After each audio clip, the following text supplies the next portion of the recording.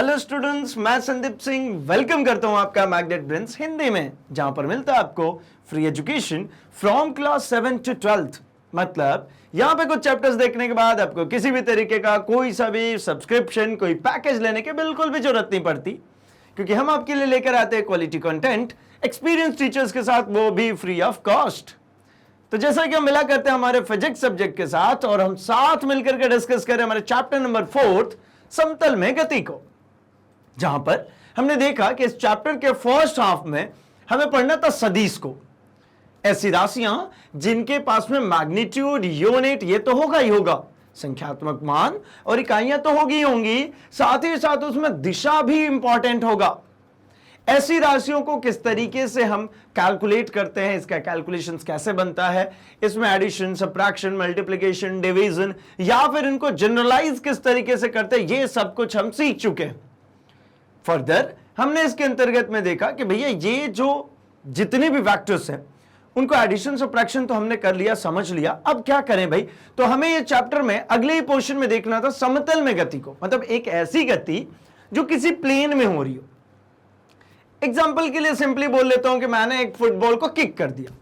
अब फुटबॉल क्या है भाई? तो स्पेस में गति कर रहा ना, उसके पास में कुछ ऊंचाई भी चलेगा। अब फुटबॉल को किक करेंगे तो कुछ ऊंचाई भी गेन करेगा, और क्या करेगा भाई? कुछ दूरी भी गेन करेगा। बैट्समैन ने बैट से एक बॉल को हिट किया तो क्या होगा भाई? कुछ एलिवेशन भी लिया उसने और कुछ दूरी भी तय हुआ। आप बोलो नहीं नहीं, जमीन पे मैंने लुढ़का दिया, तो भाई सिर्फ जमीन पर ही आपने लुढ़का दिया उस बॉल को तो वन डायमेंशन हो गया, एक विमीय गति हो गई। हम द्विविमीय गति की बात करें भाई, जहां पर क्या हो रहा है? फ्री स्पेस में चल रही चीज। तो इसी की डिस्कशन करने वाले हैं, इन्हीं वेग की डिस्कशन करने वाले हैं। अल्टीमेटली हम डिस्कस करने वाले सेशन में समतल में असमान वेग से द्विविमीय गति, मतलब इसको भी दो पार्ट में समझेंगे, एक बार असमान वेग के लिए और एक बार समान वेग के लिए। अब असमान वेग क्या होता है भाई? तो असमान वेग जैसा कि आपको क्लियर है कि समान समय अंतराल में अलग अलग विस्थापन अगर देखने को मिलते हैं, मतलब वो असमान वेग है। और एक समान वेग का मतलब समान समय अंतराल और समान वेग, मतलब समान विस्थापन होगा वहां पे। अच्छा, अब हम बात कर लेते हैं जरा इसकी कि असमान किस तरीके से होगा, क्या होगा यहां पर, कैसे हम इन वेक्टर्स को यूटिलाइज करेंगे, क्योंकि अभी तक तो हमने सिर्फ इन वेक्टर्स को पढ़ा, लेकिन हमने किसी भौतिक राशि के लिए उसको अप्लाई नहीं किया, हमने सिर्फ और सिर्फ वेक्टर्स को देखा है, ठीक है ना। तो अब हम जरा शुरू करते हैं इसको अप्लाई करना, कैसे यूज होगा, क्यों पढ़ रहे थे इतनी मेहनत से। तो देखिए, हम समझते हैं इसको कि यह क्या है भाई? ये गति द्विविमीय, मतलब द्विविमीय का मतलब कितने डायरेक्शन भाई? दो डायरेक्शन, दो विमा मत दो डायरेक्शन, दो दिशाओं में चलेगी। इस गति से संबंधित विभिन्न भौतिक राशियों का अध्ययन सदिशों के XY घटकों के रूप में निम्न प्रकार से करेंगे। क्या होता है यहां पर देखिए, एक ये हो गया मेरा y एक्सिस और ये हो गया एक मेरा x एक्सिस। ये कौन सा एक्सिस है भाई? ये हम सभी को पता है, ये y अक्ष है और ये है मेरा x अक्ष।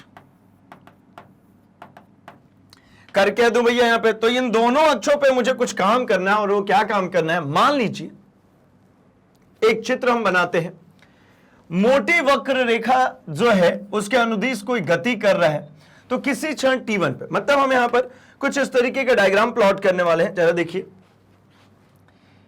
एक ऑब्जेक्ट है जो इस तरीके से उसका गति का एक पाथ हमने ट्रेस किया, ठीक है, हमने उसका पाथ इस तरीके से ट्रेस किया हुआ है। तो हम ऐसा मान लेते हैं कि किसी क्षण, जो यहां पर कहा किसी क्षण t1 पर इसकी स्थिति p है। तो देखिए, हमेशा ही समय कहां पे होता है भाई? तो x अक्ष पे होता है। और y अक्ष पे कौन होगा भाई? तो मैं अभी के लिए तो यहां पर लिखता हूं इसकी स्थिति। y अक्ष पे कौन रखा हुआ भाई? स्थिति। स्थिति मतलब पोजीशन। मैं ऐसे कहता हूं कि भैया एक कण है यहां पर, शुरुआती समय में जहां कहीं भी हो, मैं कहता हूं कि भैया t1 सेकेंड पर ये यहां पर रखा हुआ, और मैं पाता हूं कि t2 सेकेंड पर ये यहां पहुंच गया। t1 सेकेंड पे यहां और t2 सेकेंड पे यहां ऐसे गति कर रहा है, ऐसे उड़ता हुआ सा गति कर रहा है। तो ये उड़ता हुआ सा जो गति कर रहा है, उसके मैंने एक पाथ, उसका एक रास्ता ट्रेस कर दिया। अब मैं ऐसे कहता हूं कि भैया यहां पर क्वेश्चन जो यहां पर गिवन है, इसके अकॉर्डिंगली t1 पर इसकी जो पोजीशन है वो p है, तो ये t1 है और इस क्षण पे जो इसकी पोजीशन है, ये पोजीशन क्या कहलाएगी भाई? तो मैं इसको कहता हूं कि ये जो पोजीशन है, ये पोजीशन हो गई P। अच्छा, दूसरे क्षण T2 पर इसकी स्थिति Q पर है। दूसरे क्षण यहां पर T2 बना लीजिए और इस क्षण पे मैं कह देता हूं कि स्थिति जो है ये हो गई मेरी Q पर। तो इस दौरान जरा देखिए, तो मान लीजिए इन बिंदुओं के संगत मूल बिंदु O के सापेक्ष कण की स्थिति सदिश R1 और R2 वेक्टर है। मतलब अभी ये कह रहे हैं कि यहां से ये रहा इसका ओरिजिन, इसकी स्थिति सदिश कैसे निकालते भाई? तो स्थिति सदिश इसको कहते हैं, क्या है नाम इसका? OA वेक्टर, ठीक है, या फिर OA क्यों लिखूं मैं, P लिखता हूं, OP वेक्टर। क्यों OP भाई? क्योंकि ये P पॉइंट की स्थिति सदिश है। स्थिति सदिश का मतलब होता है मूल बिंदु से उसकी स्थिति किधर है। वैसे ही O से यहां पर इसके लिए निकालूंगा तो ये हो गया मेरा OQ वेक्टर, और इनके लिए ही नेमिंग की गई है कि भैया इसके दो अलग नाम है। मतलब क्या, इसको मैं कह देता हूं कि ये मेरा है भाई R1 वेक्टर और ये ऊपर है R2 वेक्टर। ये R1 वेक्टर है और ये है मेरा R2 वेक्टर। आई थिंक कोई समस्या यहां तक में नहीं होनी चाहिए। ये मेरा R1 वेक्टर और ये मेरा, दोनों R2 हो गया, R1 है और एक R2 है भाई। ये है मेरा R1 वेक्टर और ये है मेरी R2 वेक्टर।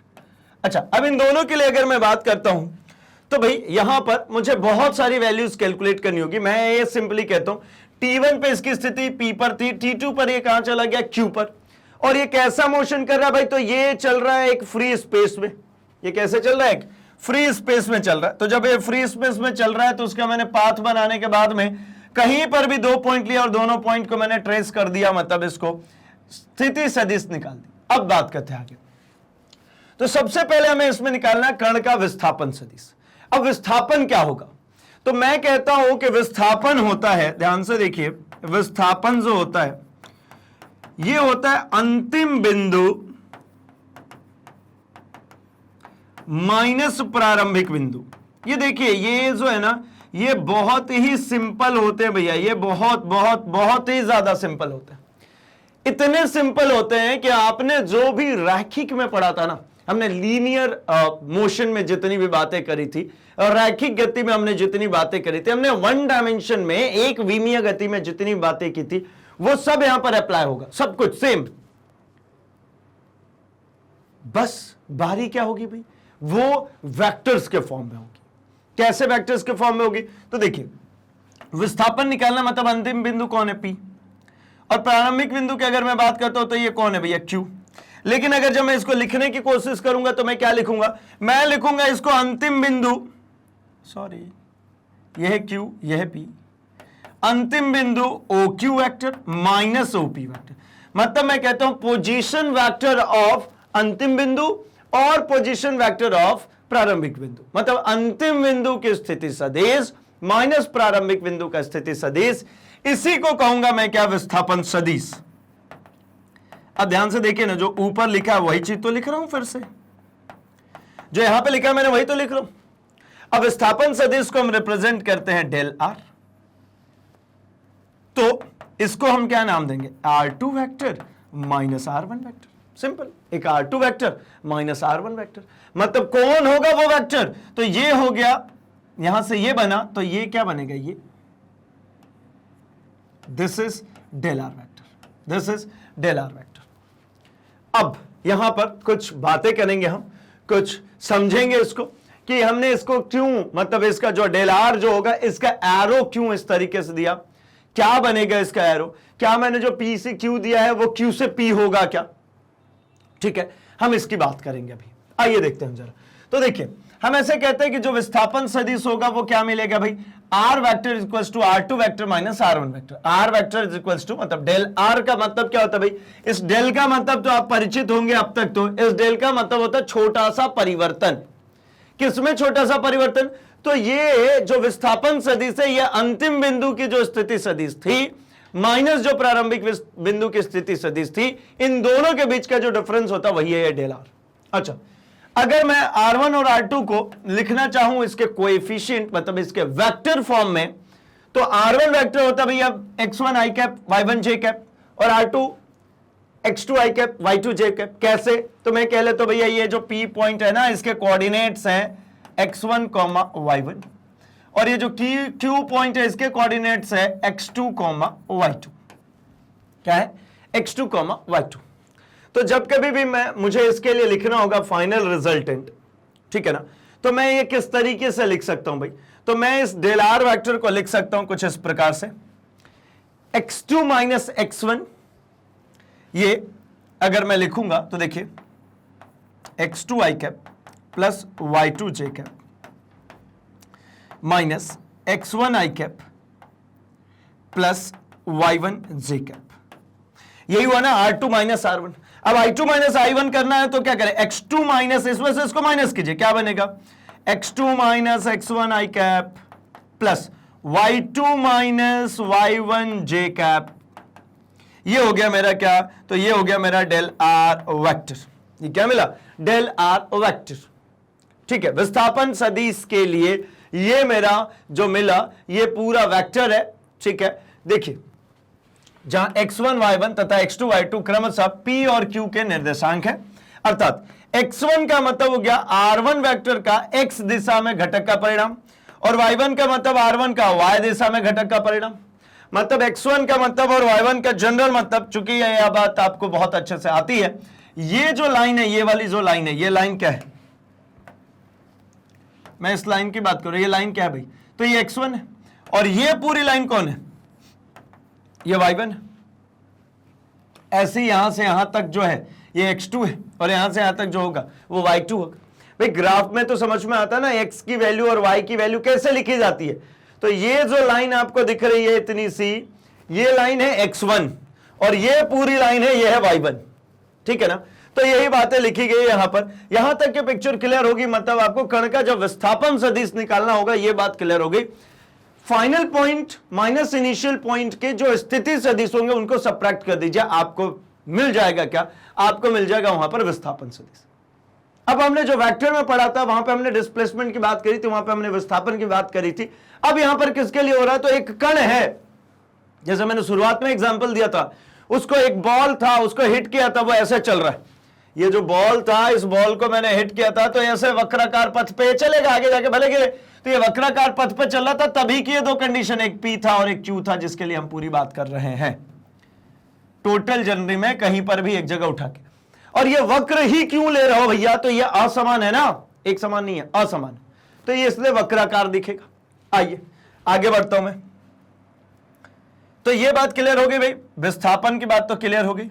अब और भी कुछ कुछ वैल्यूज कैलकुलेट करनी होती है, जरा उनकी तरफ बढ़ते। मतलब विस्थापन आ गया तो नाम से ही क्लियर हो गया भैया कि अब इसको चलो समय के साथ में करते हैं कंपेयर, और समय के साथ में कंपेयर करके जरा कैलकुलेट करते हैं हम आगे की और कुछ कहानियां। क्या करूं मैं? तो देखिए मैं अब बात करना चाह रहा हूं कण के वेग के बारे में। अब वेग बराबर क्या होता है भाई? रैखिक वाले बताइए। रैखिक में तो यही होता है ना, विस्थापन बटा में समय अंतराल। क्या होता है भाई? विस्थापन बटा में समय अंतराल, सिंपल, विस्थापन बटा में समय अंतराल। तो अगर मैं यहां पे बात करता हूं वेग के लिए, तो देखिए औसत वेग की मैं पहले बात करता हूं। औसत वेग की अगर मैं यहां पर बात करता हूं, वी एवरेज की मैं अगर यहां पर बात करता हूं, तो वी एवरेज औसत वेग बराबर, औसत वेग क्यों लिख रहे हो? तो भैया ये असमान है, एक समान होता तो भैया औसत की जरूरत नहीं पड़ती, जब असमान होगा तो मुझे औसत की जरूरत पड़ेगी। क्यों पड़ती है भाई? तो जैसे एक सिंपल सी बात समझिए, मान लीजिए किसी सब्जेक्ट के मार्क्स मैं लिखता हूं, आपके किसी सब्जेक्ट में 70 मार्क्स आए, किसी में 80 आया और किसी में जो है वो 90 आया। अब आपको बताना है कि कितना नंबर आया एक ही वर्ड में। तो आप ना तो ये बोल सकते हो, ना ये बोल सकते हो, ना ये बोल सकते हो। आप क्या करोगे भाई? तो आप बोलते हो इन तीनों को ऐड करके और 3 से डिवाइड कर दीजिए। जो इसका मिडवेल वैल्यू आएगा, जो बीचों बीच वैल्यू आएगा, वो है औसत। तो भाई वैसे ही है, मेरे पास ये असमान वेग है, एक समान तो है नहीं, अलग अलग है, तो मैं किसको सही बोलूं? तो मैंने कहा कि किसी को सही मत बोलो, जितनी भी दिख रही है उसका निकाल लो औसत। तो औसत बराबर विस्थापन। विस्थापन का मतलब क्या है यहां पर? तो आप देखिए डेल आर वेक्टर है, और समय अंतराल का मतलब क्या लिखूंगा? मैं लिखूंगा डेल टी। समय अंतराल मतलब इसका क्या लिखना चाह रहे हो? देखिए विस्थापन का मतलब क्या है? R2 vector minus R1 vector, और समय अंतराल का मतलब क्या होता है भाई, तो t2 माइनस t1, ये t2 समय माइनस t1 समय, यही इतनी समय लगा है ना यहां से यहां तक पहुंचने में, ये लगा है समय, ये है मेरा डेल टी, ये क्या है डेल टी, और ऊपर क्या था वो डेल आर वेक्टर था। तो मतलब कुल मिलाकर के समझ में आ गया यहां से कि ये जो फाइनली मुझे रिजल्ट मिलने वाला है वो क्या मिलेगा भाई, तो यही मिलना है मुझे, यही मिलना है, खत्म, ये हमें मिल गया। अब क्या कर दो भाई, तो अब इससे आगे थोड़ी सी और बढ़ ली जाए, अब क्या की जा सकती है, तो ये तो मिल गया मेरे को औसत वेग, क्या मिल गया, मुझे मिल गया औसत वेग। अब मुझे चाहिए औसत नहीं, मुझे चाहिए ताक्षणिक। कैसा वेग निकालू मैं, ताक्षणिक वेग। ताक्षणिक का मतलब क्या होता है जरा इसको भी समझते हैं। ताक्षणिक का मतलब इंस्टेंटेनियस, इंस्टेंटेनियस का मतलब होता है किसी एक समय पर, किसी फिक्स पॉइंट पर, किसी फिक्स समय पर। क्यों निकालना, क्योंकि जो मैंने यहां पर समय अंतराल बोला है, यह समय अंतराल जितना बड़ा होगा इसमें उतने ज्यादा एरर आने के चांसेस हैं, क्योंकि मुझे जितना मिनिमम समय अंतराल पे मैं इसकी कैलकुलेशन निकालूंगा उतना शुद्ध मान निकाल सकूंगा। जितना टाइम पीरियड छोटा होगा उतना बेहतर रिजल्ट आएगा मेरे लिए, टाइम पीरियड जितना छोटा उतना बेहतर रिजल्ट। तो मैं क्या करूं, ताक्षणिक, ताक्षणिक करने के लिए क्या करूंगा भाई, तो मैं कहता हूं कि डेल टी जो है ना इसको कर दो 0 के आसपास। अब 0 कर नहीं सकते लेकिन उसके करीब तो जा सकते ना। अब डेल टी को 0 की तरफ ले जाना है तो इसी चीज को हम लिखना शुरू कर देते हैं ऐसा, limit del T tendings towards 0 del R vector upon del T vector. क्या, सॉरी डेल टी सिर्फ, वेक्टर नहीं। क्यों ऐसा किया, समय अंतराल जितना छोटा होगा उतना एक्यूरेट, उतना एग्जैक्ट मान आएगा। हम एक ग्राफ के जरिए भी इसको अभी समझने वाले हैं। अभी के लिए सिंपली इसको देखिए, तो मैं इसी चीज को लिखता हूं, ये क्या कहलाता है, ये डिफरेंशिएशन है भाई, dr अपॉन dt। और dr अपॉन dt का अल्टीमेट मतलब क्या मिला, तो मुझे मिल गया वेग, v इंस्टेंटेनियस, क्षणिक, तत्क्षणिक, मतलब एक क्षण पे, ठीक है ना, कोई समय अंतराल नहीं है। समय अंतराल का मतलब क्या, तो कहते हैं 5 सेकंड में, ये समय अंतराल हो गया। मैं कहता हूं बिल्कुल एक क्षण पे, मतलब समय अंतराल बहुत छोटा होता है, तो मुझे यही वैल्यू मिलनी है। चलिए, तो भाई यहां तक हमें v एवरेज भी मिल गया। अब थोड़ा सा आगे बढ़ता हूं मैं, अगर एवरेज वेलोसिटी भी समझ में आ गई है तो मैं बढ़ता हूं आगे। अब जरा बात करता हूं मैं इसी ताक्षणिक की। तो ताक्षणिक का मतलब समझ चुके हैं, क्या होगा, limit del T tendings towards 0 del R upon del T, मतलब D R upon D T. होता क्या है, बनेगा कैसा है, जरा इसकी बात करते हैं। तो भाई मुझे समझ में आ चुका है 2-3 बातें, जो इसको मैं कॉपी कर लेता हूं। मैंने अभी आपको सिखाया था डेल आर वेक्टर का अल्टीमेट मतलब था R2 vector minus R1 vector. R2 और R1 वेक्टर्स बनाएंगे कैसे भाई, तो इसके कोऑर्डिनेट्स दिए हैं, अभी हमने थोड़ी देर पहले बनाए भी थे। क्या होगा भाई, तो x2 माइनस इसके ओरिजिन के कोएफिशिएंट होते हैं 0, तो x2 माइनस 0 आई कैप प्लस y2 माइनस 0 जे कैप, अर्थात ये बन जाता है x2 आई कैप प्लस y2 जे कैप। सिमिलरली R1 वेक्टर के लिए अगर निकालेंगे तो क्या होगा भाई, x1 माइनस 0 आई कैप, x1 माइनस 0 आई कैप, x जो फाइनल पॉइंट होता है उसमें से मैं ओरिजिन को हमेशा माइनस करके आई कैप लिखता हूं, प्लस y1 माइनस 0 जे कैप, अर्थात ये हो गया x1 I cap plus y1 J cap, x1 I cap plus y1 J cap. अब क्या कर दूं भाई, तो मुझे इन दोनों में करना है माइनस, तो करके देखिए ना, x2 आई कैप प्लस y2 जे कैप, अभी जस्ट किया था मैंने इसको अभी, x1 I cap plus y1 J cap.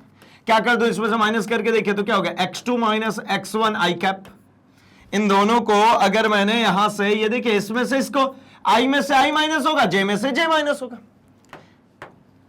Plus y2 minus y1 J cap, चलेगा भाई, ये डेल आर वेक्टर हो गया। अब मुझसे अभी वेलोसिटी की जब बात करी जा रही थी तो मुझसे की गई थी अभी वेलोसिटी की बात, v average is equals to होता है del R vector upon del T. अब del R vector upon del T को लिखना हुआ तो यहां से जरा लिख करके देखिए तो क्या मिलेगा आपको, आपको मिलेगा ना x2 minus x1 I cap plus y2 minus y1 J cap upon क्या मिल जाएगा भाई, तो डेल टी। अगर मैं बांटू इसको तो मैं ऐसा नहीं लिख सकता हूं क्या, x2 माइनस x1 अपॉन में डेल टी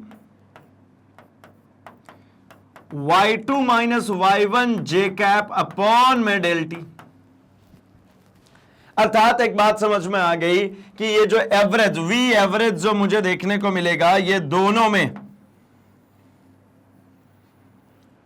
इसके कोऑर्डिनेट्स के फॉर्म में यानी इसके वेक्टर के फॉर्म में देखेंगे तो ये फॉर्मेट हमको बनता हुआ दिखेगा।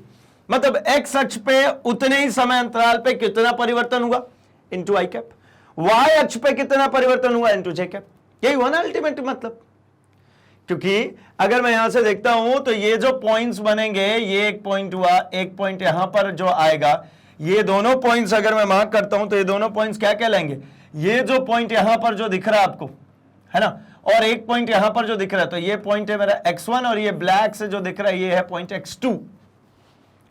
अब यहां पे बात कर लेता हूं मैं। जब मैं इसके लिए ताक्षणिक की बात करता हूं तो मैंने कहा था कि मैं क्या लगा दूंगा, मैं लिमिट। तो यहां पर लिमिट लगा दिया, मतलब क्या मिल गया भाई, v वेक्टर जो मुझे मिला, limit del T tending towards 0। मतलब मैं इसको इस तरीके से लिखूंगा, डेल टी टेंडिंग टुवर्ड्स 0। अब यहीं से उठा लेता हूं, क्या मिलेगा भाई, x2 minus x1 I cap upon del T plus, अगला क्या दिख रहा है भाई, थोड़ा सा और इधर से लिखते, थोड़ा सा जगह चाहिए भाई। v vector is equals to, मैं लिख सकता हूं क्या, तो मैं लिख सकता हूं limit del T tending towards 0। कितना है भाई ये, तो ये है x2 minus x1 upon del T I cap, यही है ना, del R upon del T लिखना था तो यही तो है, प्लस डेल आर की वैल्यू अगर मैं सिमिलरली लिखूं तो डेल आर की वैल्यू कितनी दिख रही है, डेल आर की देखिए y2 माइनस y1 अपॉन में डेल टी जे कैप, यही है ना, del R upon del T.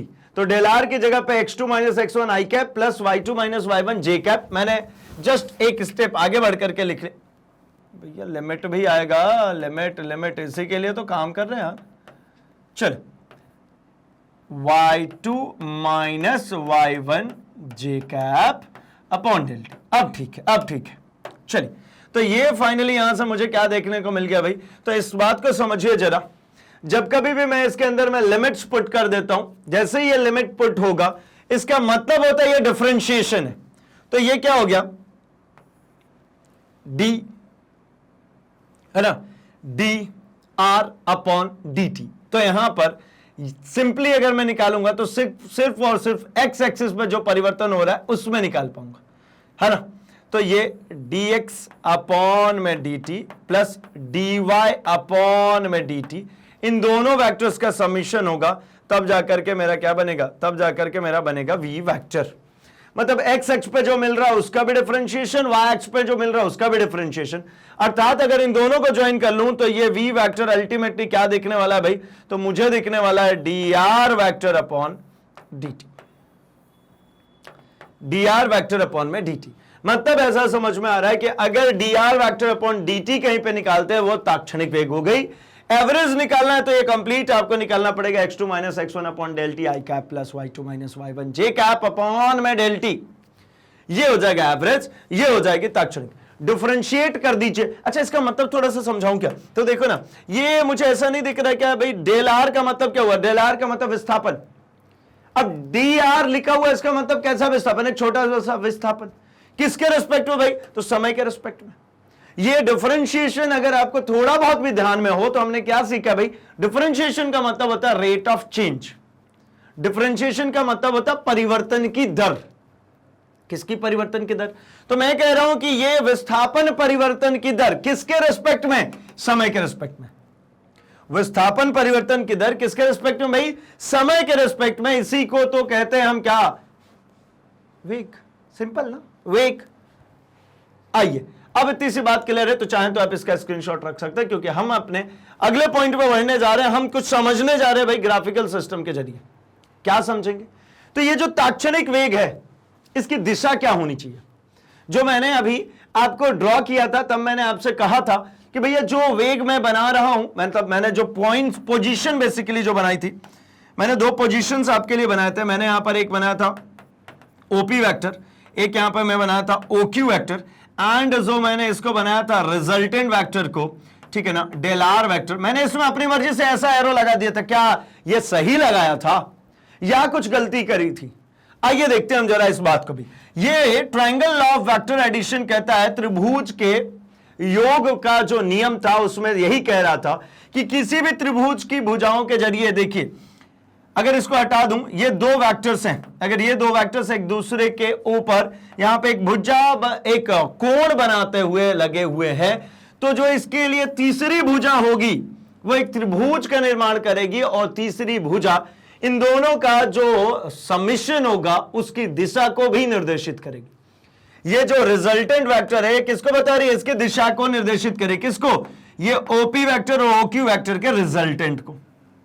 अब देखिए, तो उसके हिसाब से हम क्या बनाएंगे, तो देखिए ना, यहां पे जो हम फॉर्म करें T1 इक्वल्स टू T ले लेते हैं, कर्ण पर स्थिति जो है वो P है, तथा समय T2 इक्वल्स पे T डैश है, कि विभिन्न मानों अर्थात विभिन्न क्षणों पर इसकी स्थिति Q से दर्शाई गई है। यहां पर विस्थापन की अगर बात करते हैं तो PQ वेक्टर डेल आर है, मतलब R dash upon R dash minus R कह सकते हैं, इसको R1 माइनस R कह सकता हूं मैं, R1 माइनस R कह लेता हूं। चलिए, तो V एवरेज जो बनेगा वो क्या बनेगा भाई? Del R upon del T. यही हम बात करते हुए आ रहे हैं। इसकी दिशा की हमें अब बात करनी, क्योंकि हमने मैग्नीट्यूड की बात कर ली थी, हमने अभी मैग्नीट्यूड निकाला, अब दिशा की बात करते। दिशा समझना बहुत आसान है। देखिए यहां पर ये R वेक्टर और ये R1 वेक्टर, तो ये यहां से ये चल करके यहां तक पहुंचा, मतलब डेल आर वेक्टर ही हो। अगर मैंने इसको थोड़ा सा और छोटा किया तो ये हुआ, और छोटा कीजिए, ये बना। अगर मैं इसको एक सिर्फ पॉइंट बना दूं तो ये पॉइंट पे किधर दिखेगा? तो पॉइंट पे दिखेगा सिर्फ और सिर्फ इसका टेंजेंट।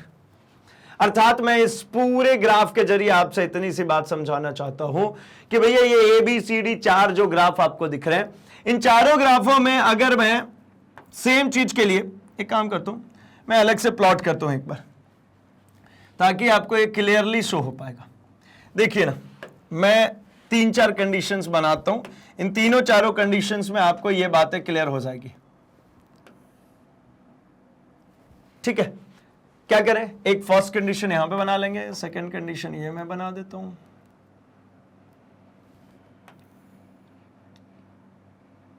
एक और बनाता हूं, सिर्फ 3 कंडीशन बनाता हूं। चलो, जरूरी नहीं है भैया 4 बने, 3 भी बन सकता है। आप तो जीनियस आदमी हो, थोड़े में समझ जाओगे। तो चलो भैया शुरू करते हैं जरा हम इसको बनाना। क्या करना है? तो भाई हमने देखा था कि एक असमान वेग से गति करता हुआ ऐसा कोई पिंड चल रहा था। अरे भैया, ये एक पिंड जो है ये असमान गति करता हुआ ऐसा कुछ चल रहा था। ये चलने दो, ये वही चलने दो, ये वही चलने दो। ये सेम टाइप का दिख रहा है ना? हाँ ठीक है, एक ही के लिए भैया, ये सेम कार्यक्रम के लिए मैं बना रहा हूं। बस मैं यहां पर आपको सिखाना चाह रहा हूं इतनी सी बात। यहां पर मैंने ये रखा है, यहां पर है मेरा P1 पॉइंट, यहां पर है मेरा Q पॉइंट, यहां पर मैं अभी बनाता हूं, मैं इसको करता हूं थोड़ा सा इस एंगल को अब छोटा, इस एंगल को आने दो इसके करीब, ठीक है। और तीसरे में अब इस एंगल को खत्म कर देता हूं, मैं दोनों के लिए मैं एक ही पॉइंट बनाता हूं, that is the point P।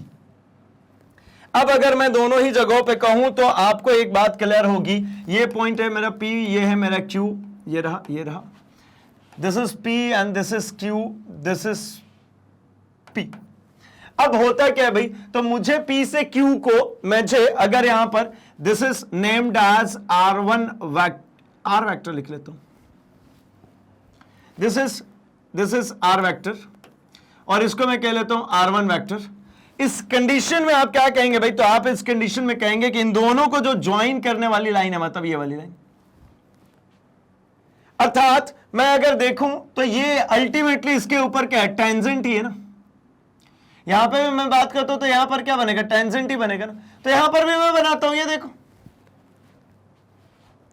मतलब ऐसा कह सकता हूं कि ये जो इसका रिजल्टेंट वेक्टर आ रहा है, ये दिख रहा है यहां पर, रिजल्टेंट वेक्टर ये दिख रहा है। अगर यहां पर चल के आते आते तक, दोनों कंडीशन में ये था कि भैया यहां पे इसकी एक पोजीशन थी, ये t1 सेकेंड की बात थी, यहां पर t2 सेकेंड की बात थी, यहां पर t1 सेकेंड की बात थी और ये मेरी t2 सेकेंड की बात थी, यहां पर मेरा t1 और t2 सेकेंड मतलब यहीं कहीं पड़ा हुआ है, ये है मेरा t1 सेकेंड। अर्थात मैंने ये कह दिया कि भैया अगर यहां पर सिंपली यहां पर इसको डॉटेड कर देता हूं मैं, ये डॉटेड कर देता हूं मैं, तो ये आपको क्या दिख रहा है भाई, जैसे जैसे ये पास में आते जा रहे हैं, ये टेंजेंट का एंगल जो आपको दिख रहा है, मतलब P से जो पॉइंट जा रहा है वो एक टेंजेंट क्या है, तो मैं ये कहता हूं कि जो P पॉइंट पर,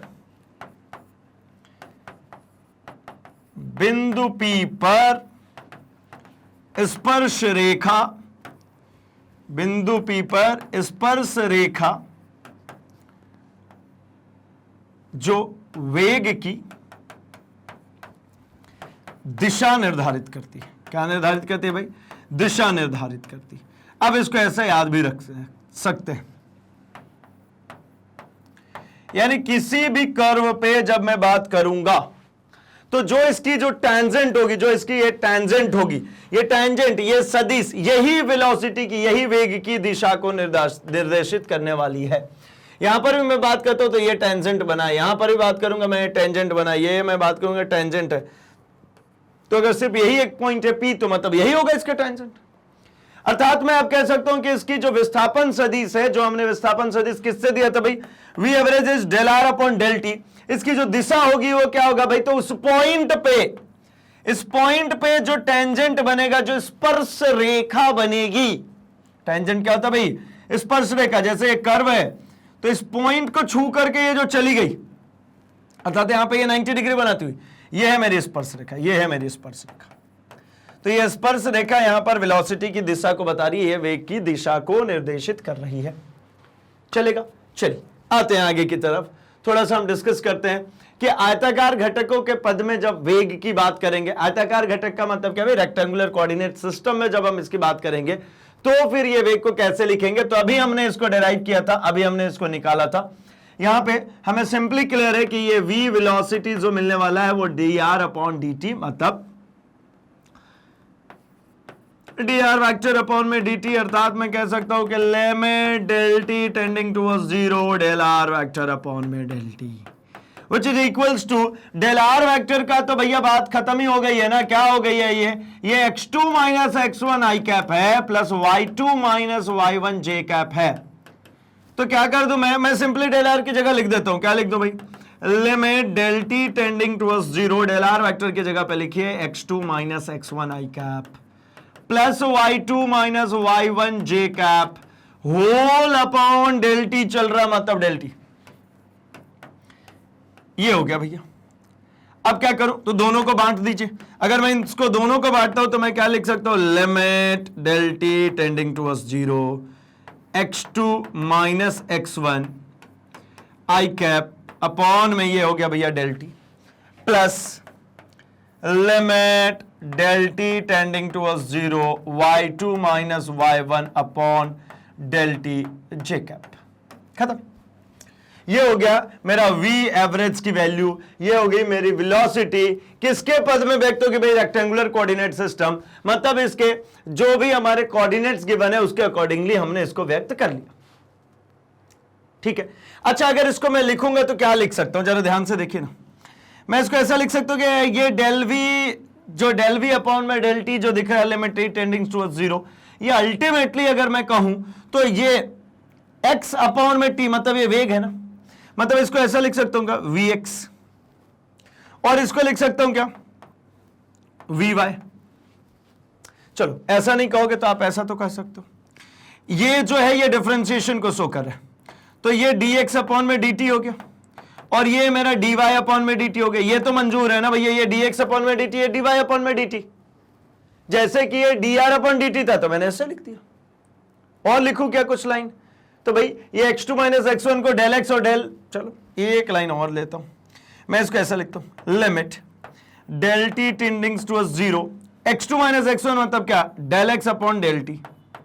अब तो ठीक है, इसकी अगर बात करेंगे तो क्या लिखेंगे, limit del T tendings towards 0 del Y upon में डेल टी जे कैप। अब तो ठीक हो गया, एक स्टेप और बढ़ा दी। सिर्फ लिखना ही है भाई, आपको बहुत ज्यादा दिमाग नहीं लगाना है इसके अंतर्गत, क्योंकि हमको एकदम फाइनली पता वेलोसिटी निकालना है तो मुझे जो भी गिवन वेक्टर्स होंगे उनका निकालना होगा क्या, सबसे पहले विस्थापन सदिश, और विस्थापन सदिश निकालकर टाइम से डिफरेंशिएट कर दूंगा, मेरा आंसर मिल जाएगा। तो ये उसी के अलग अलग प्रारूप है लिखने के। अब इस फंडे को, इसको अब देखने लगा del R upon del T जैसा ही, लेकिन ये del X upon del T है, तो इसका क्या कहूं मैं, तो मैं इसको कहता हूं वीक्स, या फिर मैं इसको क्या लेता हूं differentiation of dx upon dt, और ये क्या हो जाएगा भाई, तो dy अपॉन dt, ये i कैप और ये j कैप। अब dx अपॉन dt विस्थापन बटा में समय वेग होता है। कौन सा वेग, तो x एक्सिस का, मतलब x के घटक का, तो x का घटक कौन था, vx i cap plus vy j cap.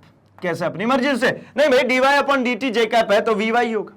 मतलब मुझे तो फाइनली यहां पर समझ में आ गया कि जो फाइनल वेलोसिटी यहां पर मिलेगी वो इंडिविजुअल की वजह से नहीं मिलेगी, किसकी वजह से मिलेगी, ये vx i cap plus vy j cap होगा। तो इसको वेक्टर लगा देता हूं। अब इसको वेरीफाई करते हैं, वेरीफाई करें भाई।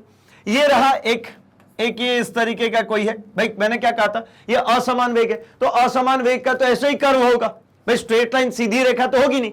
अब यहां पे देखिए ना, यहां से इसका घटक है किधर, एक्स एक्सिस में, और ये उसका घटक है किसमें भाई, वाई एक्सिस में। एक्स एक्सिस के घटक को मैंने लिखा है V X I cap, Y axis के घटक को लिखा वी वाई जे कैप। तो भैया जब ये दो वेक्टर्स हो गए और दोनों ही त्रिभुज की दो भुजाओं को निर्देशित करती है, एक भुजा ये एक भुजा ये, तो ये जो तीसरी भुजा होगी यही तो रिजल्टेंट को बताएगी ना। वेक्टर्स का जो त्रिभुज के योग का नियम पढ़ा था वो किस दिन रात के लिए था भैया, इसके लिए था।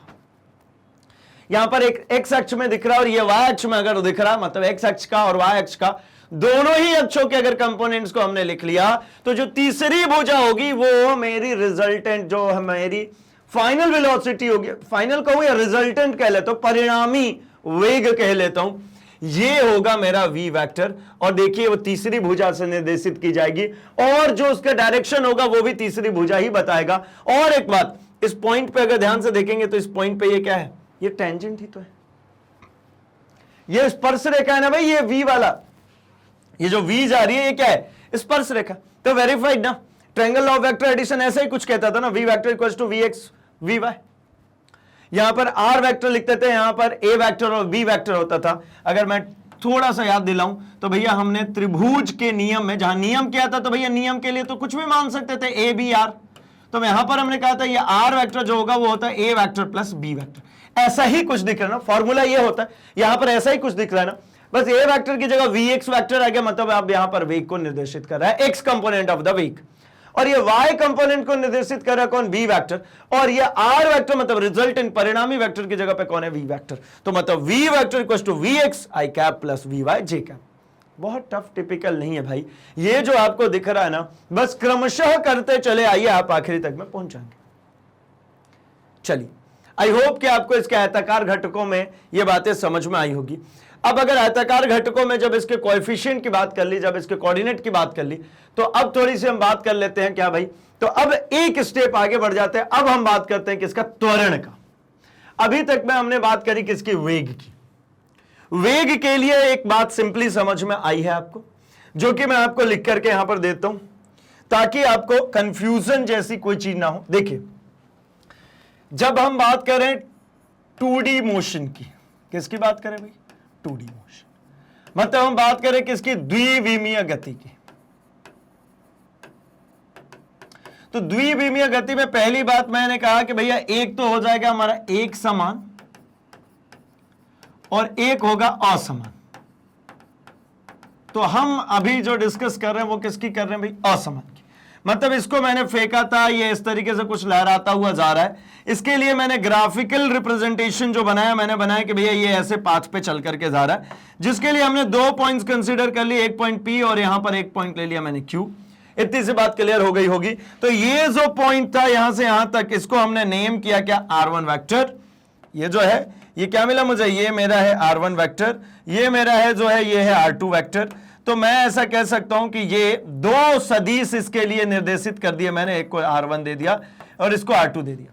तो इन दोनों में विस्थापन कितना हुआ, ये अपनी मूल जगह से कितना हटा है, यही हटा ना, ये जितनी अपनी मूल जगह से हटा इसको ही हमने नाम दे दिया क्या, डेल आर वेक्टर। अब डेल आर वेक्टर होगा कितना भाई, तो ये हो जाता है r2 vector minus r1 vector. भाई अब से पहले आप क्या करते थे, आप सिंपली ये कहते थे कि भैया एक स्ट्रेट लाइन है, p पोजीशन t टाइम पर ये रही मान लीजिए कहीं पर भी, और यहां पर जो t2 टाइम है यहां पर इसकी पोजीशन जो है वो बदल गई, ये ऐसा चल रहा है। चलो ये रहा इसका p का पोजीशन, ये रहा इसके q का पोजीशन। आप इसमें भी तो यही काम करते थे ना भाई, ये p का पोजीशन मान लीजिए t1 टाइम पर ये 5 मीटर पे था और अगले में 10 मीटर पे पहुंच गया, तो सिंपली कह लेते थे कि मान लीजिए ये है मेरा 3 सेकंड और ये है मेरा 5 सेकंड, तो यहां से यहां 2 सेकंड में इसने ट्रैवल कितना कर लिया, तो ट्रैवल कर लिया 10 माइनस 5 मीटर।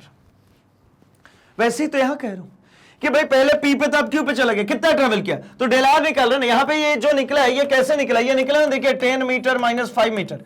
अगर मैं इसको कह लेता हूं इसको P1 पोजीशन और इसको कहता हूं मैं Q, तो क्या निकला भाई, ये निकला ना P माइनस Q। मैं यहां पर भी तो ही कर रहा हूं ना, R2 माइनस R1। बस ये जो P माइनस Q था इसकी जगह पे आ गया OP माइनस सॉरी ये Q माइनस P भाई, है ना। ऊपर वाला पॉइंट Q है, नीचे वाला पॉइंट कौन है P, Q माइनस P। मैं आप कह देता हूं OQ vector minus OP vector निकाल दो भैया, ये हो गया वेक्टर, मतलब ये डेल आर की वेक्टर हो गई, ये विस्थापन सदिश हो गया। नॉर्मली इसको आप क्या कहते थे, इसको विस्थापन ही तो कहते थे। कितना सा तो कम अंतर है भाई, जो नॉर्मल विस्थापन में पढ़ रहे थे वही सब कुछ है, बस क्या कर देना है, उसको पोजीशन वेक्टर के रूप में ट्रीट करना है। पहले सिर्फ और सिर्फ आप इस पॉइंट की बात करते थे, इस पॉइंट की। अब मैं इस पॉइंट की बात नहीं कर रहा हूं, मैं बात कर रहा हूं इस ओरिजिन से इस पॉइंट की बीच की ये जो दूरी दिख रही है, जो वेक्टर दिख रहा है इसकी। आई होप कि मैं क्लियर हूं। क्या भाई, पहले जब मैं बात करता था 2D से पहले, 1 डायमेंशन मोशन, सिंगल दिशा में गति, एक विमीय गति, तो इस P पॉइंट और इस Q पॉइंट की बात करता, पॉइंट मतलब एक एग्जैक्ट वैल्यू होगी। ये एग्जैक्ट वैल्यू नहीं है, इसमें एक्स एक्सिस में भी कुछ चला है, वाई में भी चला है, दो दिशा है भाई, एग्जैक्ट वैल्यू नहीं कह सकता ये 10 है कि 20 है।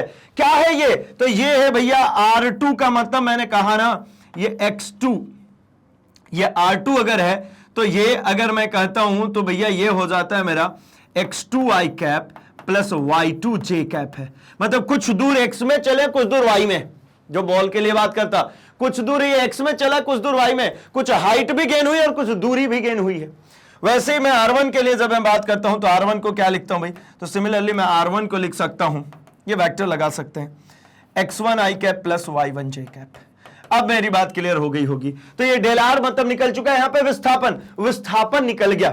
अब इसको हटाता हूं, विस्थापन आपके सामने अगर निकल गया तो भैया विस्थापन से आपको कैलकुलेट करना होता है क्या, वेग। अब विस्थापन से वेग कैसे कैलकुलेट होता है, तो विस्थापन से वेग कैलकुलेट करने का तरीका आपको पता है कि भैया विस्थापन बटा में समय होता है वेग। सिंगल लाइन में लिखता हूं, वेग बराबर क्या हो गया, विस्थापन बटा में समय। अब यहां पर विस्थापन नॉर्मल नहीं रहा, 2D का है, v वेक्टर आ गया, तो ये जो विस्थापन होगा ये भी वेक्टर में आ जाएगा। मतलब मैं कह देता हूं डेल आर वेक्टर आ गया अपॉन में डेल टी वेक्टर आ गया, क्योंकि ये समय अंतराल होता है।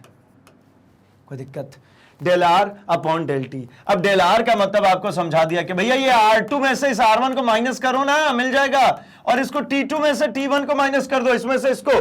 तो T1 T2 कहां दिखाया आपने, नहीं दिखाया तो लो दिखा देते, ये लो ये लो ये लो ये लो, ये है T1 ये है T2, ठीक ठीक ठीक ठीक ठीक ठीक ठीक। इसको dotted dotted dotted dotted dotted, क्योंकि ये मेरा मूल पार्ट नहीं है, ये सिर्फ और सिर्फ मैंने यहां पर आपको प्लॉट करके दिया हुआ है, ठीक है ना। यहां पर ये हो गया मेरा T1, ये है मेरा T2, this is T1 this is T2। अब तो बात ठीक है ना। अब जब ये मिल गया, वेग मिल गया, ध्यान से देखिएगा, यहां से मुझे वेग मिल गया, तो मैंने कहा था इंस्टेंटेनियस वेग निकाल दो। तो इंस्टेंटेनियस वेग के लिए क्या कहा भाई, तात्क्षणिक के लिए, तो मैंने कह दिया भैया जितना छोटा समय होगा उतना बेहतर। तो लो भैया कर दिया समय को छोटा, हो गया। बस ऐसे ही ध्यान में रखना, इसका मतलब हो जाता भैया ये है del R vector upon del T vector. जैसे ही मैंने इसको बांटा तो मुझे पता चला जो v वेक्टर आएगा वो अल्टीमेटली कैसा आएगा भाई, तो ये आ जाएगा मुझे del R upon del T की बात जब मैं करता हूं तो ये मुझे पता चला vx प्लस vy के बराबर। मतलब यहां पर अगर कोई भी इस तरीके से चल रहा है तो यहां से अगर एक Vx कंपोनेंट ये हो गया तो Vy कंपोनेंट जो होगा वो ये होगा, यानी V ये रिजल्टेंट हो जाएगा। ये जो चल रहा है ऐसे ही कुछ एक और चल रहा है, तो ये मिलना है Vx प्लस Vy। खत्म बात। अब किसकी बारी? तो अब बारी है त्वरण की। त्वरण क्या होता है भाई? तो त्वरण होता है वेग बटा में समय। जो ये वेग कैलकुलेट करा के लेके आया ये होता है वेग बटा में समय। ये फाइनल क्रक्स है भाई, जो अभी तक हमने इंडिविजुअल डिस्कस किया उसका। तो वेग बटा में समय का मतलब, वेग बटा में समय का मतलब क्या है? तो देखिए औसत त्वरण अगर निकालेंगे तो वेग परिवर्तन बटा में समय। जो अभी del R upon del T करके वेग निकाल रहे थे वही del V upon del T करके आप निकाल सकते हैं क्या? तो वेग में परिवर्तन। डेल वी एवरेज का मतलब क्या हो गया भाई? तो डेल वी एवरेज का मतलब ये रहा, कहां गया? ये रहा del R upon del T. इसका मतलब क्या हो गया? Del R upon del T. तो करके देखिए ना, इसको अगर मैं लिखता हूं तो मैं लिखता हूं del R vector upon del T, अपॉन में ये चल रहा है डेल टी, अर्थात ये तो हो गया डेल आर वेक्टर अपॉन में डेल टी का स्क्वायर। अगर मैं इसी को, ये हो गया भाई एवरेज, एवरेज मतलब औसत, एवी लिखते हैं सफिक्स में, एवी मतलब एवरेज, औसत। अगर मैं इसी को निकालता हूं किस प्रकार से भाई? तो इसको मैं कैलकुलेट करता हूं अगर ताक्षणिक में, यहां भी वो ताक्षणिक का कॉन्सेप्ट चलेगा। ताक्षणिक मतलब समय अंतराल को कर दीजिए छोटा, तो मैं ताक्षणिक के लिए जब बात करूंगा तो मैं क्या लिखूंगा? लिमिट डेल टी को कर रो छोटा, तो यह आ जाएगा वही del R upon del T का स्क्वायर। ठीक है, जब इसको डिफरेंशियल फॉर्म में लिखते हैं तो इसका लिखने का तरीका होता है भैया d2r अपॉन dt स्क्वायर। क्या हो जाएगा? d2r upon dt square. T square है ना, इसलिए डबल डिफरेंशिएशन हो, अर्थात इसी चीज को मैं लिख सकता हूं, अगर दो बार में लिखूं तो मैं लिख सकता हूं, देखिए ये वेक्टर है dv अपॉन dt। आपको जनरली यही चीज मिल जाएगी, ये जो मैंने सेकेंड टर्म में लिखी है उसकी जगह पे आपको क्या मिलेगा? dv अपॉन में dt। मतलब क्या कीजिए, आपको ये जो भी चीजें दिख रही हैं, चलो ये यहीं पे छोड़ता हूं, यहीं से फिर से ले आता हूं, फिर से दिखाता हूं। आपको क्या दिख रहा है भाई? डेल एवरेज वेलोसिटी अपॉन में डेल टी, यही दिख रहा है। अब मैं इसके लिए कहता हूं ताक्षणिक, तो ये जब ताक्षणिक में बात करूंगा तो मैं क्या लिखूंगा भाई? तो मैं लिखूंगा limit del T tending towards zero upon में डेल टी। अब इसको किस तरीके से लिखेंगे भाई? तो इस पूरे फंक्शन को अगर लिखना होगा तो मैं इसको लिख सकता हूं ना डीवी अपॉन में डी टी। क्या लिख सकता हूं? डीवी अपॉन में डी टी।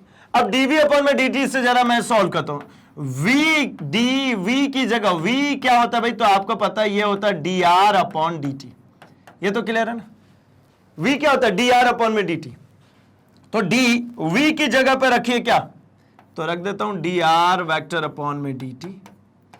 अपॉन में जो चल रहा है, मैं जो रेड कलर से लिख रहा हूं, जो पहले से था वो सब कुछ है। ये जो लिखा है सिर्फ वी को रिप्लेस कर दिया, यहां से इस वी को रिप्लेस कर दिया D R upon D T. इसको सॉल्व करेंगे तो ये क्या दिखा? तो आपको देखिए ऊपर क्या दिख रहा है? D two R vector upon में D T into D T क्या हो गया भैया? ये डी टी स्क्वायर। ये सेम ही तो है, देखिए ये तो लिख रहा था।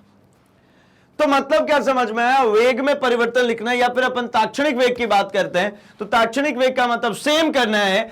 अगर उसी फंक्शन को जो आपका विस्थापन सदिश मिला है उसको टाइम के रिस्पेक्ट में दो बार डिफरेंशिएट कर दिए, एक बार डिफरेंशिएट करेंगे तो वेग मिलेगा और दो बार डिफरेंशिएट करेंगे तो त्वरण मिलेगा। तो क्यों ना यहां लिख लिया जाए? ये जो कुछ भी मुझे मिला है, मैं यहां पर अगर त्वरण की बात करना चाहता हूं तो त्वरण की बात करते समय मैं साफ सुथरे तरीके से ताक्षणिक की, तो मैं सिंपली लिख सकता हूं क्या भाई? मैं लिख सकता हूं इसको कि भाई एक्सीलरेशन त्वरण जो है ये कितना हो सकती है भाई? तो ये होगी डीवी अपॉन में डी, या फिर आप कहोगे तो मैं इसको लिख सकता हूं क्या? D two R upon D T square, या तो डीवी अपॉन डी टी या फिर D two R upon D T square. यही दो चीजें पॉसिबल हैं जब हम त्वरण की बात करेंगे, जब हम एक्सीलरेशन की बात करेंगे। चलिए अब एक्सीलरेशन क्लियर होगा, ठीक है ना? अच्छा, ये सब किसके बिहाफ पे बात कर पा रहे हैं भाई? तो ये हमने जो है रैखिक में डिस्कस किया हुआ है पूरा। खैर होता तो ये ना सिंपली वेग परिवर्तन बटा में समय अंतराल, इसलिए रैखिक वाला भी मैं लिखते चलूं। किंतु ये बात हमेशा से ध्यान में रखिएगा भैया, फिजिक्स में जो पुराने चैप्टर्स में होते चले जा रहे हैं, जो पहले हम टॉपिक्स पढ़ते जा रहे हैं, ऐसा बिल्कुल नहीं है कि भैया आगे नहीं आएगा। ठीक है ना, कि मतलब पीछे पढ़ लिया तो भैया आगे की तरफ हम छोड़ दे तो भी मेरा काम चले, नहीं चलेगा भैया, बिल्कुल नहीं चलेगा। क्यों नहीं चलेगा? बिल्कुल क्योंकि ये स्टेप वाइज स्टडी है। बट स्टिल अभी आपको एज सच किसी भी लेक्चर में परेशान बिल्कुल नहीं होना, क्योंकि भाई सभी जितने भी आपको वीडियो लेक्चर्स देखने को मिलेंगे उसमें कंप्लीट एक्सप्लेनेशन मिलता है। अर्थात ऐसा है कि अब ये वेग को पढ़ने के लिए वहां नहीं जाना भाई, यही पढ़ेंगे, यही समझेंगे, यही सीखेंगे। किंतु मेरा कहना सिंपली इतना है कि अगर आप चाहते हैं बेहतर कॉन्फिडेंस, बेहतर तरीके से चीजों को समझना, तो फिर रेगुलर में फॉलो कीजिए उसको, तो और बेहतरीन तरीके से आपके पास चीजें आती चली जाएंगी। ठीक है, क्योंकि स्टेप वाइज स्टडी है ये। ठीक है ना, आगे बढ़ता हूं। जब औसत त्वरण की बात कर ली हमने, इसकी भी बात कर ली, ताक्षणिक त्वरण की हमने बात कर ली। ताक्षणिक त्वरण होने के बाद में अब जरा ताक्षणिक त्वरण की दिशा की बात करते हैं। तो ताक्षणिक त्वरण की दिशा कैसे होगी, जो अभी हम लोगों ने डिस्कस किया था कि हमारे पास में जब हमने वेग के लिए बनाना शुरू किया था, तब हमने बनाया था कि P से ये जो बनेगा ये रिजल्टेंट ये Q की तरफ होगा। लेकिन जब इसके लिए बनाते हैं ना, तब देखिए क्या होना है। मान लेता हूं ये एक कर्व है, ये एक समय था P यहां पर थी और ये एक समय है Q यहां पर है। जब P पर है तब इसका क्या है भाई, तो इसकी वेलोसिटी को v वेक्टर कह देते। Q पर जब है तब इसको v डैश कह देते। तो यहां पर त्वरण की दिशा इधर हो जाएगी। आपको ये तो बहुत ही अफलातूनी हो गया भैया, ये v एवरेज है। ये जो मैं इधर की तरफ बना रहा हूं ये कौन है भैया, ये एक्सीलरेशन कौन सी है, एवरेज एक्सीलरेशन की दिशा है। यह है एवरेज एक्सीलरेशन की दिशा। अब ये ऐसे कैसे बना दिया आपने? तो ऐसे बनाने के पीछे सिंपल सा रीजन ये था कि हम इसका जरा वेक्टर फॉर्म बनाते हैं, ट्रायंगल फॉर्म में, त्रिभुज के फॉर्म में। तो आपको क्या दिख रहा है, मैं अलग से भी बनाता हूं। देखिए आपको v वेक्टर इधर की तरफ, ये आपको मिल गया v वेक्टर। आप जब q पे पहुंचेंगे तो q वेक्टर इधर कहीं दिख रहा है। आप बोलोगे ऐसा क्यों भैया, ऐसा क्यों दिख रहा है मुझे? तो ऐसा इसलिए दिख रहा है कि जिस भी पॉइंट पे बात करते हैं उस पे जो टेंजेंट होता है, जो इस पे स्पर्श रेखा होती है, यही बनेगी स्पर्श रेखा। जो स्पर्श रेखा होती है वो मुझे उस बिंदु पर दिशा को निर्धारित कर रही है। किसकी? वेग की। वेलोसिटी में, वेग में अभी हमने यही तो देखा ना कि कर्व पे जो टेंजेंट होता है, कर्व पे कहीं पर भी जो टेंजेंट होता है, जैसे ये यहां पर पॉइंट है, यहां पर अगर एक पॉइंट है तो ये इसका जो टेंजेंट है, टेंजेंट का मतलब क्या है, स्पर्श रेखा। ये स्पर्श रेखा यहां पर वेग की दिशा को बता रही है। तो यहां पे स्पर्श रेखा वेग की दिशा को बता रही है, तो मतलब ये v और ये q की वजह से था, मतलब v डैश, अर्थात रिजल्टेंट वेक्टर किधर होगा। तो v से v डैश की तरफ बढ़ रहे हैं ना, ये किसके कारण है, ये p के कारण है, ये किसके कारण, p के कारण, और ये किसके कारण, q के कारण। v p के कारण, v डैश q के कारण। तो रिजल्टेंट वेक्टर जो होगा वो किधर, p से q की तरफ ही होगा। अब इसकी दिशा देखिए ना, इसकी दिशा आप देखिए ध्यान से, कैसी दिख रही, ऐसी ना, ये जो दिशा बना रहा हूं ऐसी ना। अगर इसी को थोड़ा सा और काम करता हूं, मैं थोड़ा और क्लोज ले आता हूं, क्लोज लाया तो ये रहा v और ये रहा आपका v डैश, फिर से यही बनेगा, ये रहा v और ये रहा v डैश। तो इसके लिए जो बनेगा, जो फाइनल रिजल्टेंट डेल v, वो यही तीसरा वेक्टर तो यही होगा ना। सिमिलरली अगर मैं इसको और करीब ले आता हूं, ये ध्यान से देखिए, ये हर बार मैं क्या करूं, ये q पहले दूर था, q को पास किया, q को और पास कर दिया, कर दो पास। ये देखिए v वेक्टर इधर ही की तरफ बनेगा, v डैश इधर ही बनेगा, मतलब रिजल्टेंट फिर से डेल v वेक्टर इसी साइड पे बनेगा। सिमिलरली अब मैं उठा करके एक ही पॉइंट पे पहुंच जाता हूं। किस पॉइंट पे पहुंचा भाई, मतलब p और q दोनों एक ही जगह पे आ गए। मतलब इस कंडीशन में यहां पर जो v वेक्टर है ये, तो इसका सीधा मतलब हो गया एक्सीलरेशन का वेक्टर ये होगा। सब जगह से तो यही दिख रहा है आपको, v में और इसमें क्या अंतर दिख रहा है, यही तो दिखते जा रहा है, यही तो दिख रहा है। तो मतलब अगर किसी पॉइंट पे निकालते हैं v वेक्टर, तो ये हमेशा ही यहां पर जो बनेगा वो ये हो जाएगा आपका एक्सीलरेशन वेक्टर। ठीक है ना। अगर आपके पास में किसी पॉइंट पर वेग जिस दिशा में है उस पे क्या बनेगा भाई, वहां पर ये बन जाएगा आपका एक्सीलरेशन। ठीक है, कितने पे एक्सीलरेशन हो जाएगा भाई, तो एक्सीलरेशन बनेगा हमेशा आपके यहां से देखेंगे तो ये जो कोण मिलेगा, जनरली अगर मैं वृत्तीय गति में बात करूंगा तो ये 90 डिग्री मिलेगा। कर्व पे घूम रहे मतलब वृत्तीय गति होगा भाई, लेकिन वो वृत्तीय क्यों नहीं कह पा रहा हूं, क्योंकि ये कर्व यहां से इधर गया, फिर यहां से इधर चला गया। मैं अगर यहां पे बात करता हूं कुछ इस तरीके से, अगर कोई वृत्तीय गति करेगा तो हमेशा ही एक्सीलरेशन इधर की तरफ होगा और ये उसकी वेग की दिशा। तो एक्सीलरेशन की दिशा ये मिलेगी। ये इसी चैप्टर के सबसे आखिरी टॉपिक में हमें ये देखने को मिलने वाला है वृत्तीय गति। हम यहां पे वृत्तीय को भी इंट्रोड्यूस इसलिए नहीं कर रहे क्योंकि ये कंप्लीट वृत्तीय गति नहीं है, ये कर्व पे चल रहा है भाई, घुमावदार है लेकिन पूरा वृत्त नहीं बना रहा है, अपने आप को रिपीट नहीं कर रहा, इसलिए मैंने उसको हटा दिया। बट स्टिल समझने के लिए तो आपको यह बात क्लियर हो चुकी होगी कि ये जितने भी वेक्टर्स बन रहे हैं, अगर मैं ताक्षणिक वेग के साथ में यहां पर डिस्कस करना शुरू किया, ताक्षणिक मतलब औसत, एवरेज जो निकाला हमने क्या भाई त्वरण, उसके बाद हमने निकाला क्या भाई ताक्षणिक त्वरण। तो ताक्षणिक त्वरण में समझ में आ रहा है कि हमेशा ही जो ट्रायंगल का तीसरी दिशा होती है वही होती है रिजल्टेंट, जो रिजल्टेंट एक्सीलरेशन आ रहा है उसकी दिशा। चलिए इतनी सी बात क्लियर है। तो अब जरा हम इसको इसके आयताकार घटकों के रूप में बात कर लेते हैं। आयताकार घटक का मतलब क्या भाई, मैं डिस्कस करना चाहता हूं जो ए वेक्टर है उसके जितने भी हमने अभी बात करी थी क्या भाई निर्देशांक की, उसके टर्म में।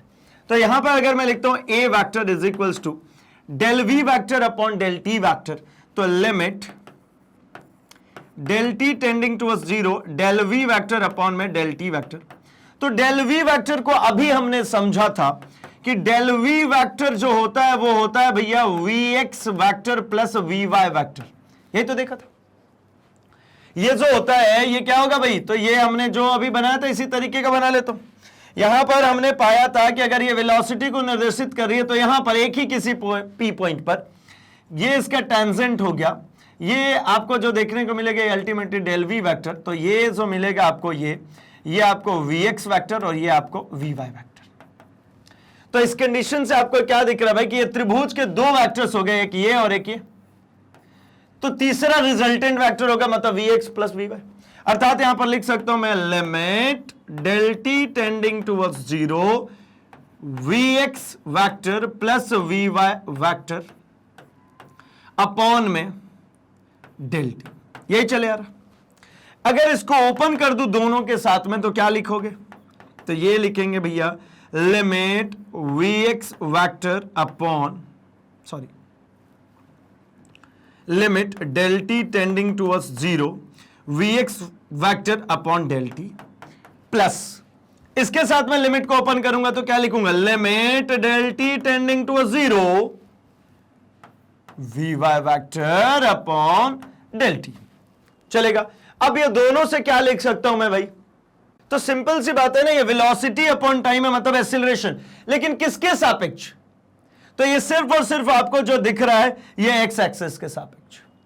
ठीक है, तो मैं इसको ऐसा लिख लेता हूं DV X upon D X sorry D T plus DV Y upon में डी टी, वैक्टर था वैक्टर लगाता हूं। तो इसका तात्पर्य क्या हुआ, तो इसका तात्पर्य हुआ कि ए एक्सिस मतलब एक्स एक्सिस की दिशा में जो त्वरण हो रहा है वो प्लस जो वाई एक्सिस की दिशा में त्वरण हो रहा है वो, इन दोनों का समीशन हो जाएगा जो मेरा त्वरण निकलेगा वो। कैसे कह रहे हैं भाई, तो मैंने अभी इसी पॉइंट इसी तरीके का फिर से एक कर्व ले लेता हूं। अभी हमने यही बात देखी कि भैया ये P पॉइंट पर, ये पॉइंट P है तो ये रहा इसका क्या, ये रहा इसका त्वरण, और अगर यहां पर Q पॉइंट है तो यहां पर ये रहा, मतलब यहां पर एक P पॉइंट है और एक यहां पर Q पॉइंट है। तो इन दोनों के लिए जब मैं वेलोसिटीज की मैं बात करता हूं तो एक इधर की तरफ और एक जो देखने को मिला वो क्या मिला भाई, दूसरा जो देखने को मिला वो ये मिला। तो इस पे जो रिजल्टेंट देखने को मिल रहा था वो ये था, मतलब यहां पर मेरे पास ये ax है, ये मेरे पास ay है, तो ये फाइनली मेरे को a मिलेगा। ठीक है, तो मुझे ax प्लस ay का समीशन मिलेगा जो तीसरी भुजा में, मतलब यहां पर मुझे जो त्वरण तीसरा त्वरण की जो दिशा देखने को मिल रही थी वो क्या मिल रही थी, यही मिल रही थी ना, ये थी त्वरण की दिशा। तो मतलब इन दोनों का summation a vector is equals to ax vector plus ay vector. कहने का मतलब सिर्फ यह है कि अगर द्विविमीय गति में वो चल रहा है तो आपको घबराना नहीं है, आपको उसके x अक्ष में जो भी परिवर्तन हो रहा है, क्या परिवर्तन भाई, x अक्ष में विस्थापन, तो x अक्ष का वेग निकलेगा, x अक्ष का ही त्वरण निकलेगा।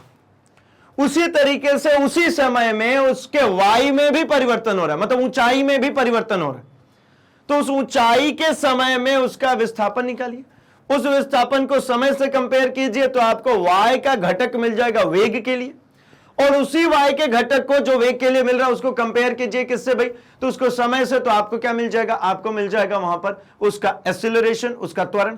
जैसे देखिए यहां पर ये vx अपॉन dt लिखा, मतलब इसके x अक्ष का जो वेग का घटक था उसको टाइम से कंपेयर किया, यहां पर इसके y अक्ष के घटक को इसके टाइम से कंपेयर किया, तो यहां पर मुझे x अक्ष का त्वरण मिला और यहां पर y अक्ष का त्वरण मिला।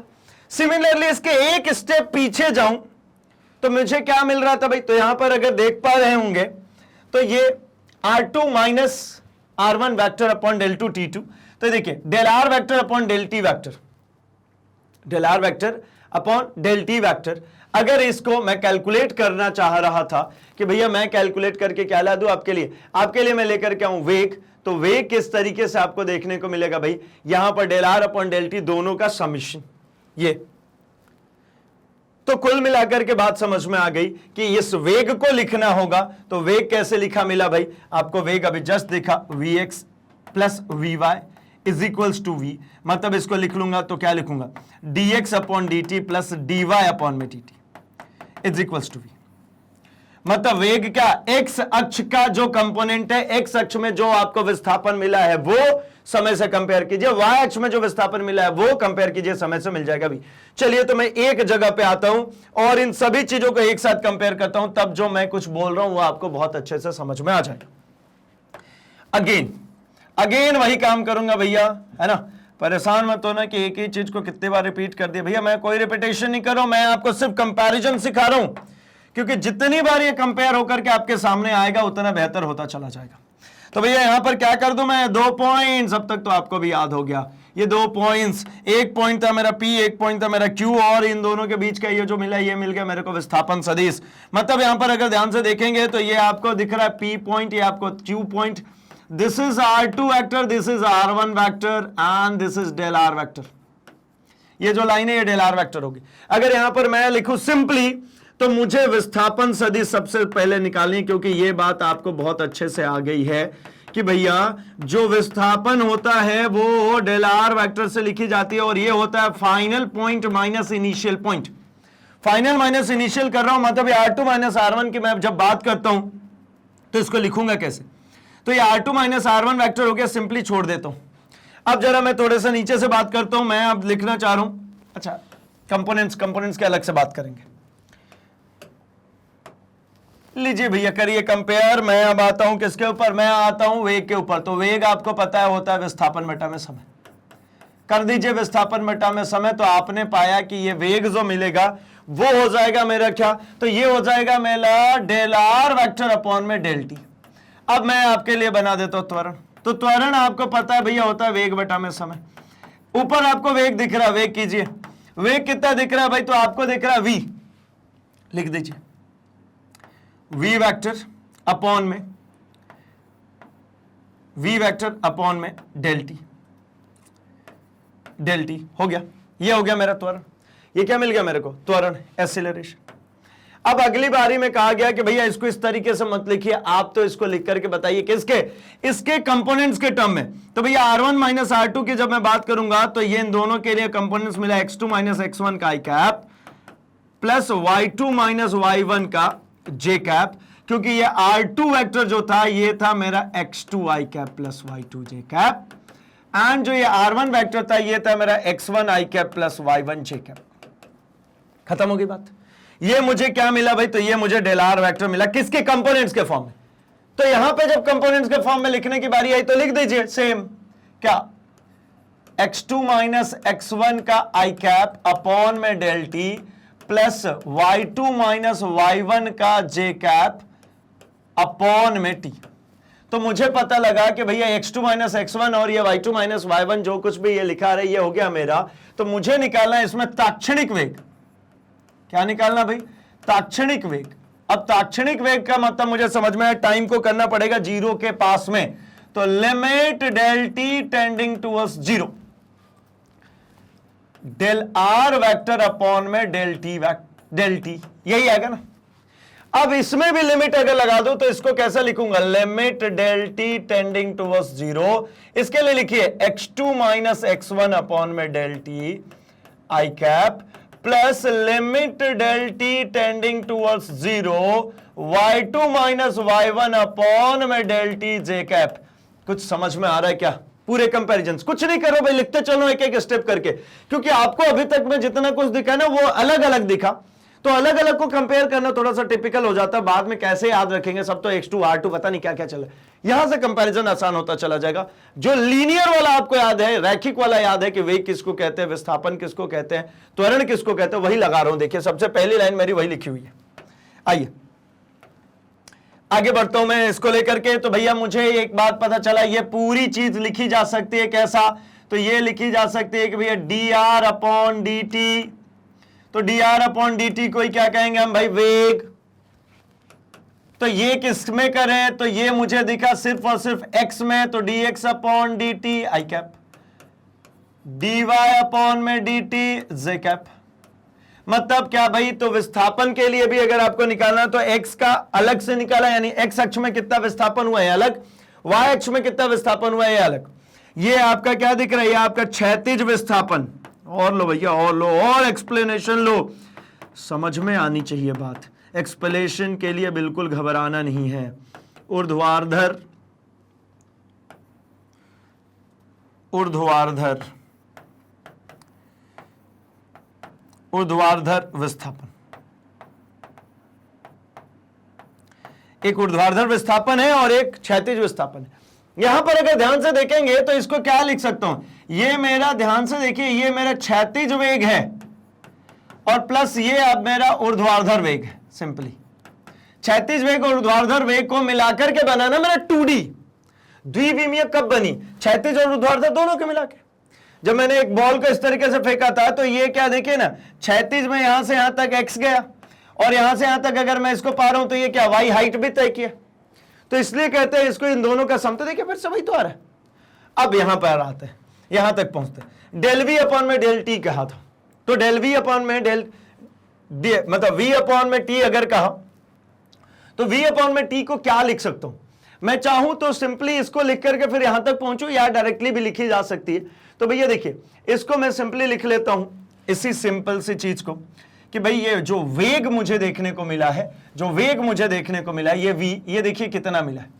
तो ये आपको यहां पर देखने को मिल रहा होगा x2 माइनस x1 का आई कैप अपॉन में डेल टी, और एक डेल टी यहां पर रखा है तो del T square, plus y2 minus y1 J cap upon में डेल टी का स्क्वायर। चलेगा?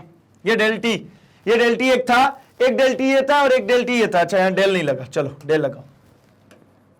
अब देखिए, अब दिख रहा। अच्छा इसी चीज को जब ताक्षणिक में बदलेंगे, मैं बिल्कुल बेसिक पे बात कर रहा हूं भाई, ताक्षणिक त्वरण। तो ताक्षणिक त्वरण का मतलब क्या है, तो limit del T tending towards 0, तो ये क्या हो जाएगा भाई, v वेक्टर अपॉन में डेल टी।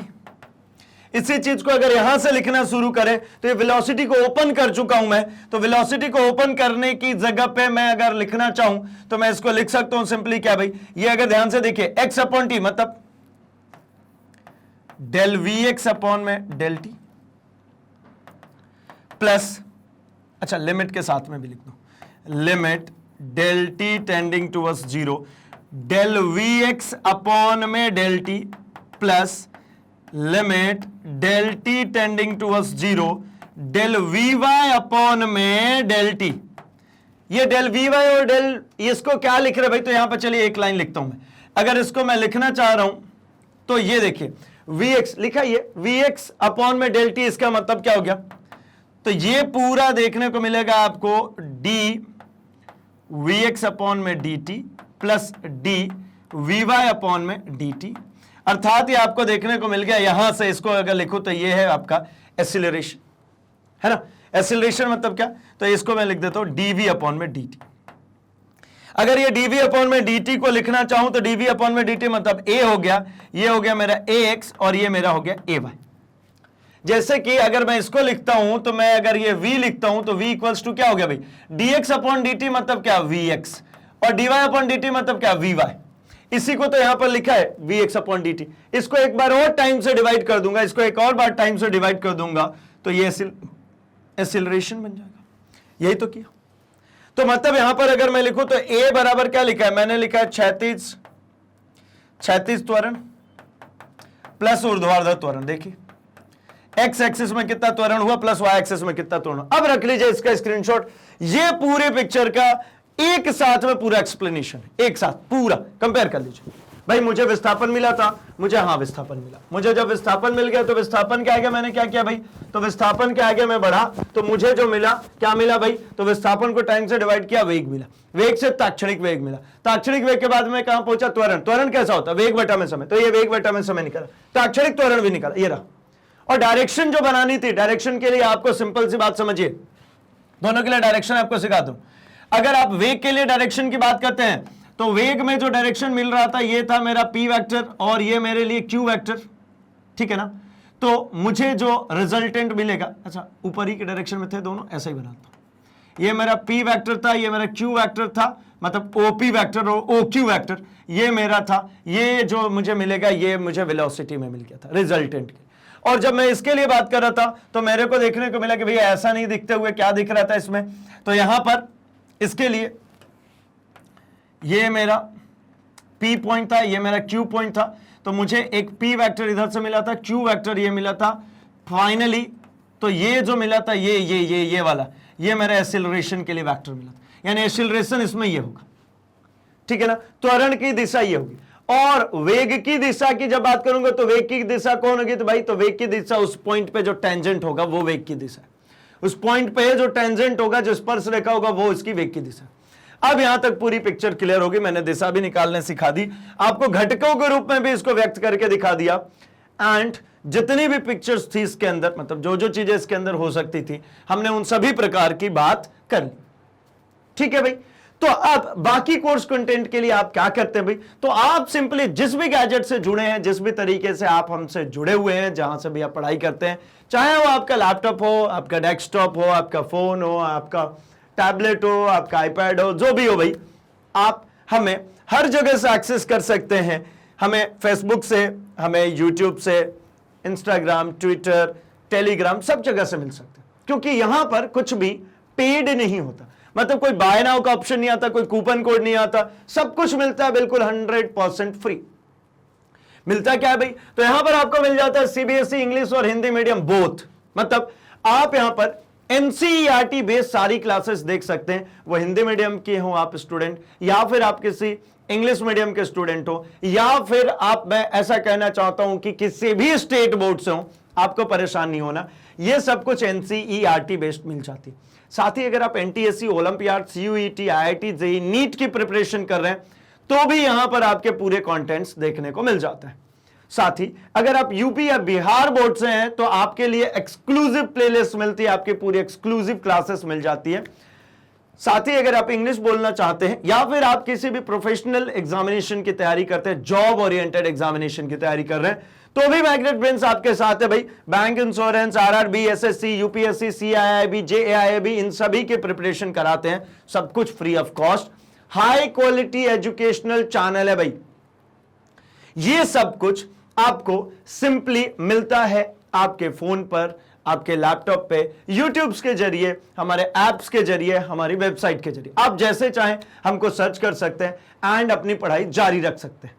तो अभी के लिए भाई हमारे चैनल को सब्सक्राइब कीजिए, अपने दोस्तों में इसको शेयर भी कर लीजिए, क्योंकि मैग्नेट ब्रेन्स हिंदी लेकर के आता है 100% free education, quality content and experience teachers के साथ। तो बने रहिए हमारे साथ। हम मिल रहे हैं अपने अगले सेशन में इसी वेक्टर्स के और भी कुछ, मतलब जो समतल में गति है, इसी से रिलेटेड और भी कुछ टॉपिक्स के साथ में, जहां पर हम चर्चा करेंगे, डिस्कस करेंगे, सीखेंगे, समझेंगे।